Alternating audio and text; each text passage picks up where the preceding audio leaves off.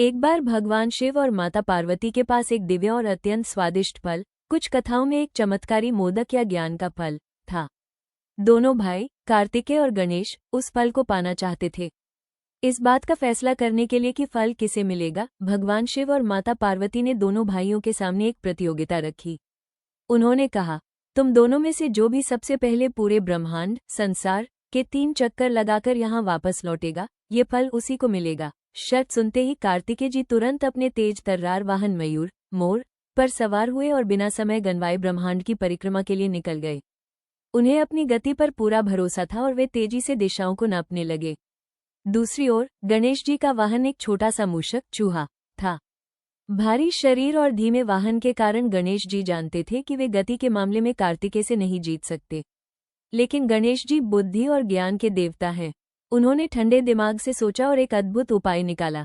वे माता पार्वती और पिता शिव के पास गए, उन्हें एक आसन पर एक साथ बैठने का आग्रह किया और श्रद्धापूर्वक उनकी पूजा की।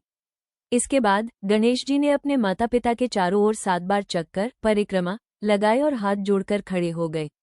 जब भगवान शिव और माता पार्वती ने उनसे पूछा कि उन्होंने ऐसा क्यों किया, तो गणेश जी ने मुस्कुराते हुए उत्तर दिया, शास्त्रों के अनुसार माता पिता में ही पूरा संसार समाया हुआ है। माता पिता के चरणों में ही सारा ब्रह्मांड है। इसलिए आपकी परिक्रमा करने से मेरी पूरे ब्रह्मांड की परिक्रमा पूरी हो गई है। गणेश जी की यह अद्भुत बुद्धि, माता पिता के प्रति अगाध प्रेम और ज्ञान को देखकर शिव पार्वती अत्यंत प्रसन्न हुए।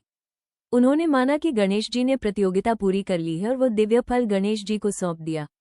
जब कार्तिकेय जी पूरे ब्रह्मांड का चक्कर लगाकर थके हारे वापस लौटे, तो उन्होंने देखा कि गणेश जी पहले से ही फल पा चुके हैं।